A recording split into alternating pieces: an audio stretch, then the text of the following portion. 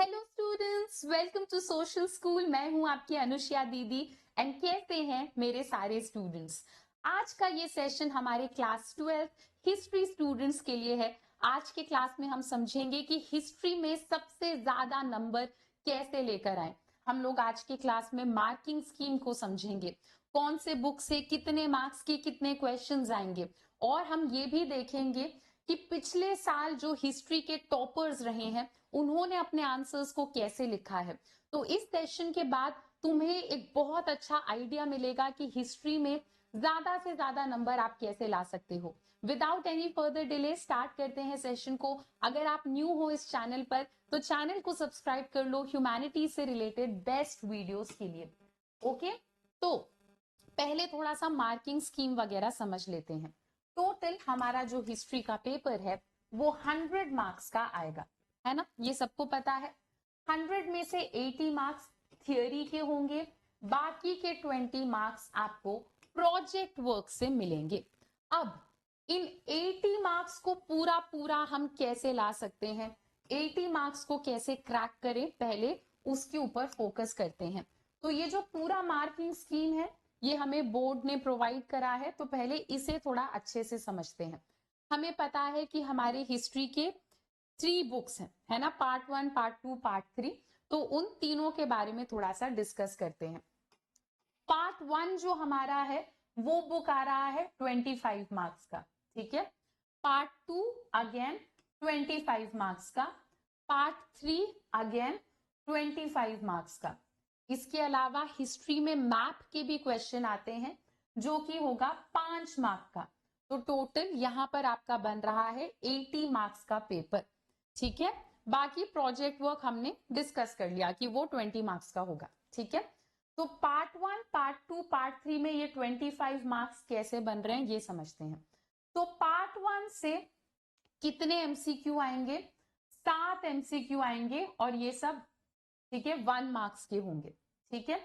Next, अगर हम short answers की बात करें तो 2 शॉर्ट आंसर्स आपसे बुक 1 से पूछे जाएंगे और ये दोनों 3-3 मार्क्स के होंगे, ठीक है।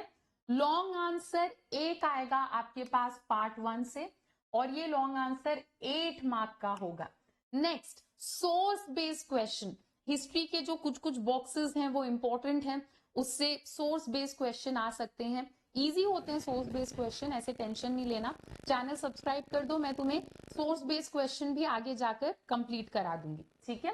तो बुक 1 से सोर्स बेस्ड क्वेश्चन कितना आएगा, एक आएगा जो कि 4 मार्क का होगा, ठीक है। सेम पैटर्न बुक 2 में भी है, ठीक है। 7 एमसीक्यू जो कि 1-1 मार्क के होंगे, 2 शॉर्ट आंसर्स जो कि 3-3 मार्क के होंगे, एक लॉन्ग आंसर जो कि 8 मार्क का होगा और एक सोर्स बेस्ड क्वेश्चन जो कि 4 मार्क का होगा।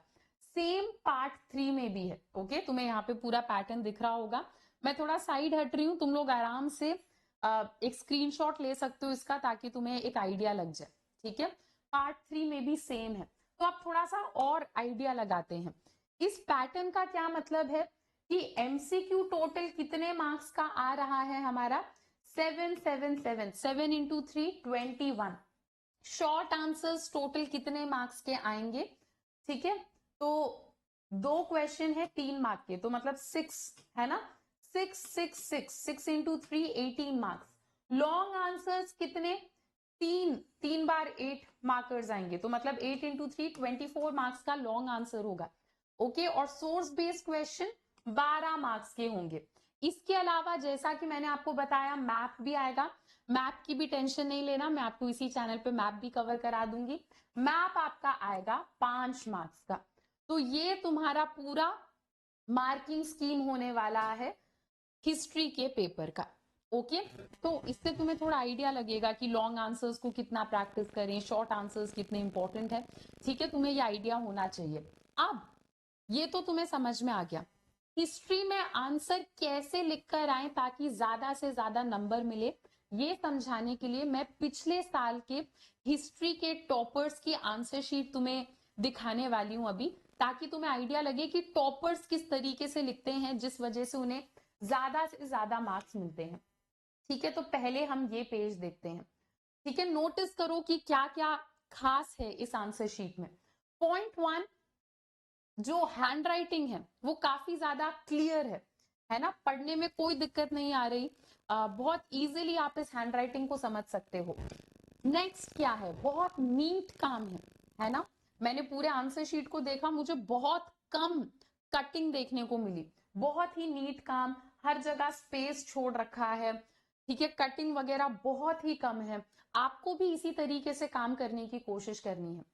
नेक्स्ट और क्या कर रखा है, पॉइंट वाइज लिखा हुआ है। आई होप आप लोगों को यहाँ पर ये दिख रहा है बुलेट्स, ठीक है, 1 2 3 4 पॉइंट वाइज सारा काम कर रखा है।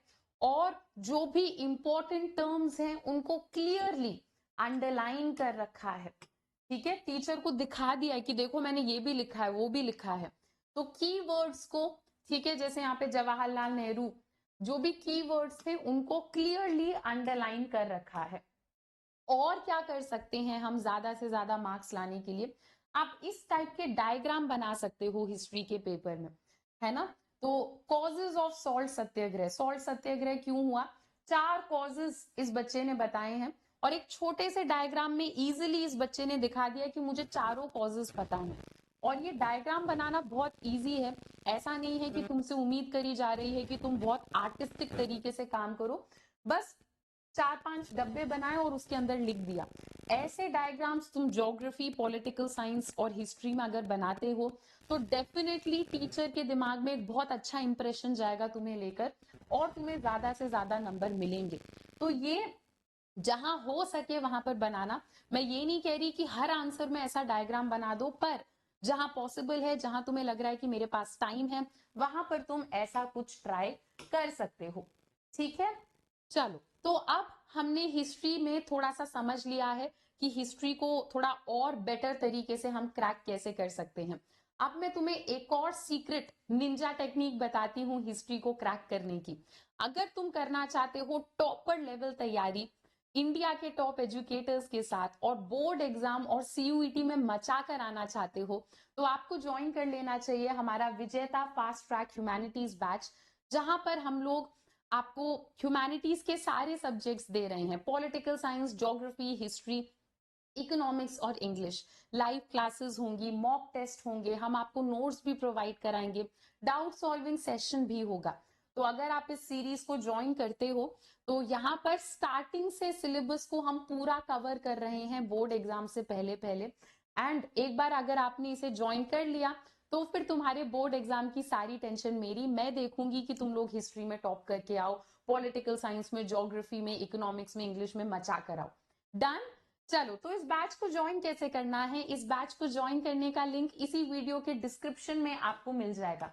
उस लिंक के ऊपर क्लिक करो, आपसे आपका फोन नंबर मांगा जाएगा, फोन नंबर डाल दो, फोन पे एक ओटीपी आएगा, ओटीपी डाल दो, फिर ये पेज ओपन होगा। इस पेज में आप चाहो तो प्लस बैच ले सकते हो या आइकॉनिक बैच भी ले सकते हो। आइकॉनिक बैच में आपको थोड़ा और पर्सनलाइज्ड अटेंशन दिया जाता है।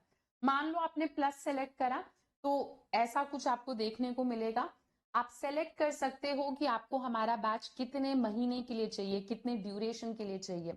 अगर आप स्क्रॉल करोगे तो आपको और ऑप्शंस मिलेंगे, जितने भी मंथ्स के लिए चाहिए वो सेलेक्ट कर लो।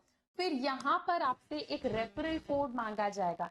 रेफरल कोड में आपको लिख देना है अनुष्या, ANUSHYA। अन अकेडमी में तुम्हारी दीदी का नाम चलता है, जैसे ही तुम ये कोड लगाओगे तुम्हें सबसे ज्यादा डिस्काउंट दिया जाएगा। उसके बाद प्रोसीड टू पे के ऊपर क्लिक करो, अपना पेमेंट करो और आपको हमारी क्लासेस दिखने लग जाएंगी। जिसने ज्वाइन कर लिया है ऑलरेडी, तुम्हें तो पता ही है कितनी बढ़िया तैयारी चल रही है। अगर किसी ने ज्वाइन नहीं करा है तो अब भी टाइम है। It is not too late to crack good marks in board exam. Okay, चलो बच्चों, तो मुझे आज मेनली आप लोगों को यही सब बताना था। आई होप आप लोगों को ये सेशन हेल्पफुल लगा। अगर ऐसा है तो वीडियो को लाइक जरूर करना, show your love and support in the comment section. अभी के लिए इतना ही, मिलते हैं हम लोग अपने नेक्स्ट लेक्चर में। Till then, bye bye, take care and thank you.